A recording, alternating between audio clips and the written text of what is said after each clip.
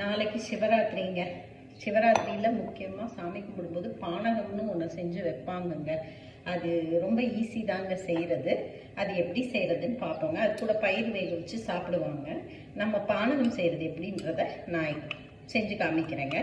கொஞ்சம் வெல்லம், கொஞ்சம் புளி பேஸ்ட் நான் எடுத்துருக்கேங்க. புளி பேஸ்ட் இல்லாதவங்க புளியை ஊற வச்சு கரைச்சிக்கலாம். புளி போட விரும்பாதவங்க லெமன் யூஸ் பண்ணிக்கலாங்க. அது கூட சுக்கு ஏலக்காங்க. இதை நான் கொஞ்சோண்டு வெல்லம் போட்டு மிக்சியில் ஒரு 2 சுற்று சுற்றி வச்சுருக்கிறேங்க. இவ்வளோதாங்க இதுக்கு தேவையானது. இப்போ என்ன பண்ணலாம்னா வெல்லத்தை இதில் போட்டுடலாங்க. எல்லாம் மிக்சிங் மட்டும்தாங்க. எல்லாம் இதில் போட்டுட்டு புளி கொஞ்சம்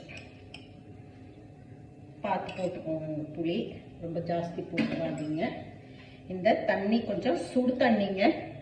கொஞ்சம் தண்ணியை பாயில் பண்ணிக்கோங்க. ஹீட் பண்ணிவிட்டு லைட்டாக வெதுன்னு இருக்கிற தண்ணி இதில் ஊற்றுனீங்கன்னா ஊற்றிட்டு இதை நல்லா இப்படி கலக்கி விட்டுறணுங்க.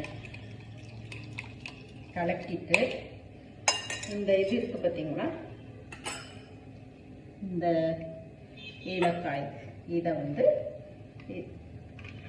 இதில் இப்படி போடணுங்க. போட்டுட்டா பானகம் ரெடிங்க.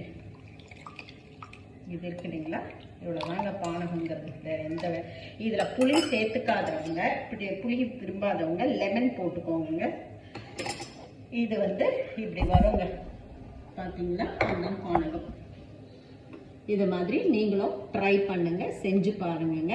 ஈஸி தான், ரொம்ப கஷ்டமான விஷயன்றது இது கிடையாது.